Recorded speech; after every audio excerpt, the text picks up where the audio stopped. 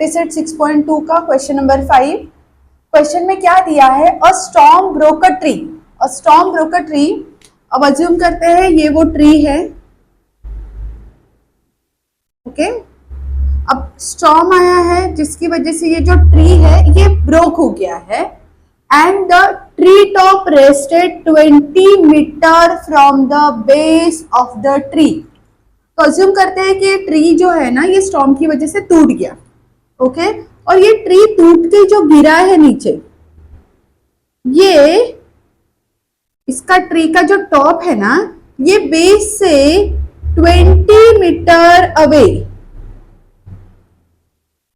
Tree का जो top गिरा है वो ट्री के बेस से 20 मीटर अवे गिरा है, okay. Making an angle of 60 degree. तो यहां पे जो एंगल फॉर्म होगा वो होगा 60 डिग्री, ठीक है। ट्री का जो टॉप है ये जहां पे टच कर रहा है लैंड पे टूट के गिरने के बाद में, वहां से लेके ट्री का बेस तक का जो डिस्टेंस है वो है 20 मीटर। विद दैट वो लोग ने क्या बोला है कि एंगल क्या बनाया है 60 डिग्री। इन शॉर्ट हमें थीटा मिल गया, ओके, विद द हॉरिजॉन्टल। तो ट्री जो टूट के वो जमीन पे गिरा है वहां पे हॉरिजॉन्टल लाइन में 60 डिग्री का एंगल बन रहा है।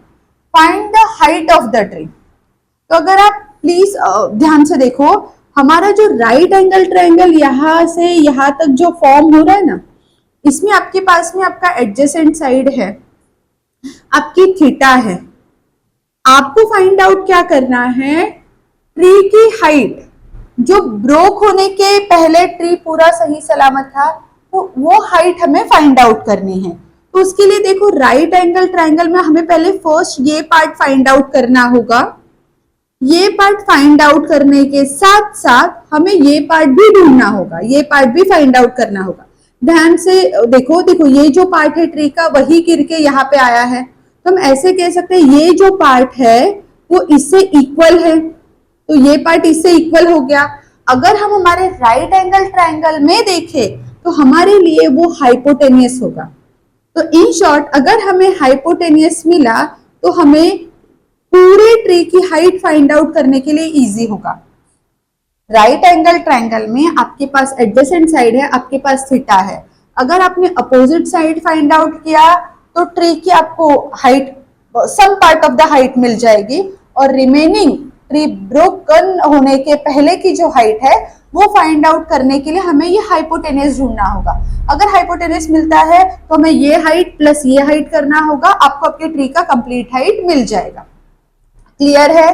देखो क्वेश्चन फॉर्म कैसे भी करे, हमें राइट एंगल ट्रायंगल में क्या इंफॉर्मेशन दिया है, क्या इंफॉर्मेशन पूछा है, उसके अकॉर्डिंग फॉर्मूलाज अप्लाई करना है, आपको आपका आंसर आराम से मिल जाएगा।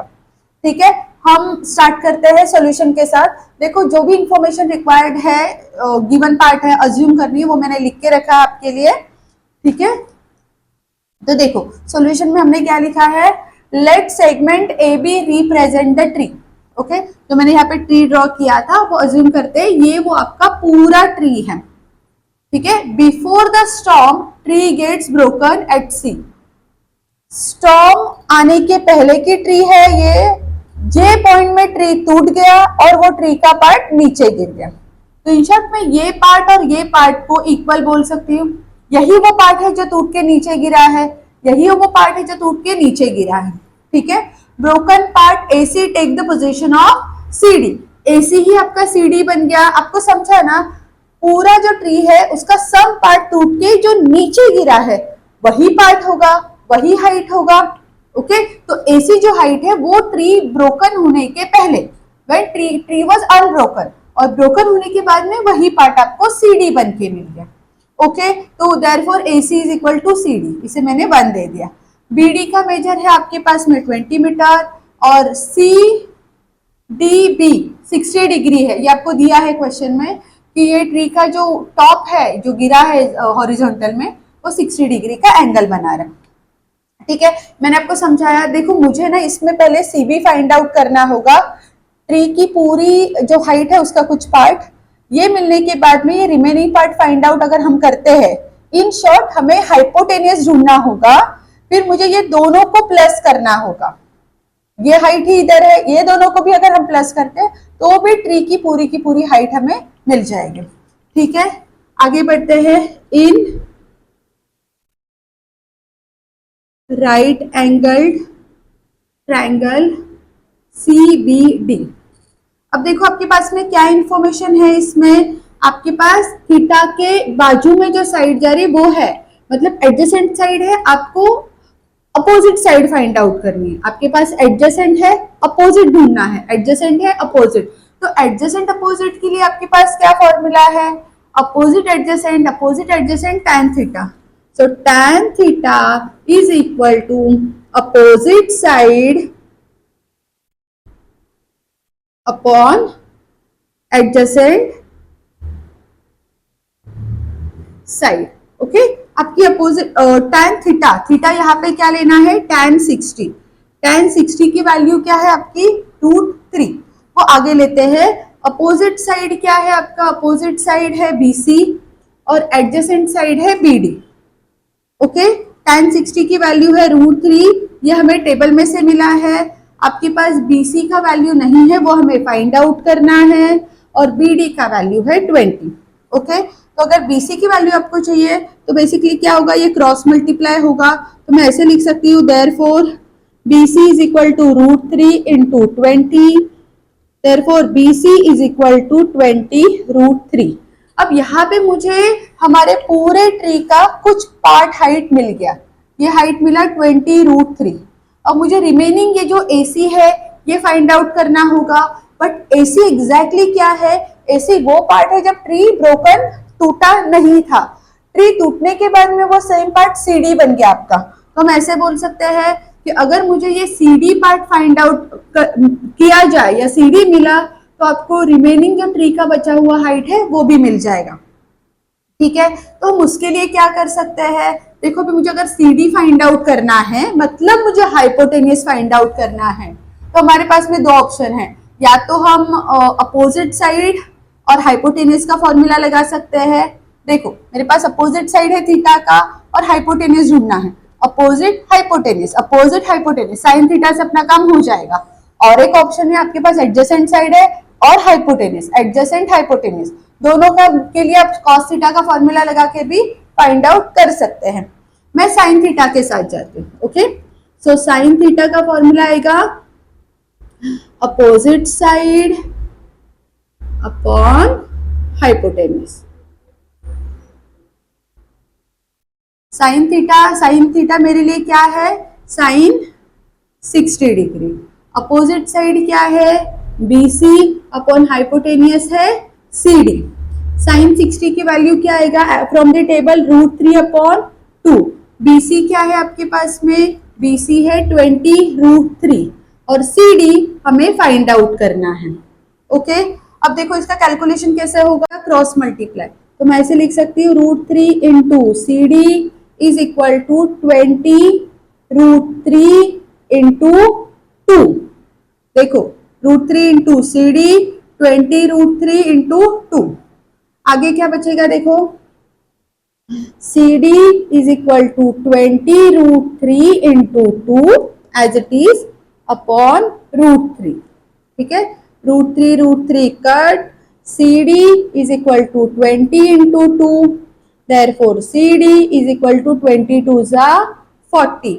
हमारे यहाँ पे मेजर्स जो दिए हैं वो मीटर में है, तो ध्यान से देखो।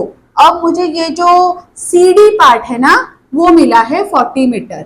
ओके, ये वो पार्ट है ट्री टूट के ब्रोकन होने के बाद में नीचे गिरने के बाद हमें मिला है। क्या ये वही पार्ट है जो पहले AC था, ट्री ब्रोकन होने के पहले, यानी कि CD फॉर्म होने के पहले AC था? तो क्या हम ऐसे लिख सकते हैं AC is equal to CD is equal to 40 metre. Directly कैसे लिखे, हम लिख सकते हैं फ्रॉम 1। ओके, अब आपके पास में देखो, आपके पास में ट्री का some part of the height है 20√3 और ये जो ब्रोकन होके नीचे गिरा है उसकी हाइट 40 मीटर है, मतलब AC भी तो आपका 40 मीटर हुआ। अब हमें इसका पूरा अगर हाइट लिखना है तो हम उसे कैसे लिख सकते हैं, आई होप यहाँ तक आपने नोट डाउन कर लिया है, नहीं किया है तो कर लो, मुझे इसे आगे करने के लिए थोड़ा स्पेस चाहिए। ओके, तो देखो मैं यहाँ पे लिख देती हूँ। आगे क्या आएगा, अगर आपको ट्री का पूरा हाइट चाहिए, ये ट्री का पूरा हाइट क्या है, AC plus CB is equal to AB। क्या आपके पास AC का मेजर है, यस है 40 मीटर। क्या आपके पास CB का मेजर है, यस है 20√3। 20√3 इज इक्वल टू AB। आपको देखो यहाँ पे √3 है तो ये आप आगे ऐड नहीं कर सकते, 40 प्लस 20√3 आप ब्रैकेट में डाल दीजिए इज इक्वल टू आपको AB मिलेगा। तो आपका जो पूरे ट्री का हाइट है वो ये है 40 प्लस 20√3। ठीक है, तो आप ऐसे लिख सकते हैं, the height of the tree is bracket में 40 प्लस 20√3 मीटर। ओके स्टूडेंट्स, देखो थोड़ा प्लीज अंडरस्टैंड करो ये सिचुएशन को। यहाँ पे बोर्ड विद फॉर्मूलाज मुझे पूरा यूज करने नहीं मिल रहा है। अब ये फॉर्मूलाज मैंने इसलिए रखा है कि हमें सब में जहाँ पे जो फॉर्मूला लग सकता है उसे यूज कर पाए। ठीक है, यहाँ पे आने के बाद में आप इधर से कंटिन्यू कीजिए। आई होप आपको ये समझा है। सिंपल है question, right angle triangle form हो रहा है, हमें पहले ये देखना है। यहाँ पे एडजेसेंट है, हमने अपोजिट फाइंड आउट किया, फिर अपोजिट और हाइपोटेनियस का फॉर्मूला लगा के, अपोजिट हाइपोटेनियस ओ हीरो फॉर्मूला लगा के हमने हाइपोटेनियस ढूंढा। हाइपोटेनियस वही तो है जो ब्रोकन होने के पहले का पार्ट था, फिर दोनों को बस ऐड कर दिया।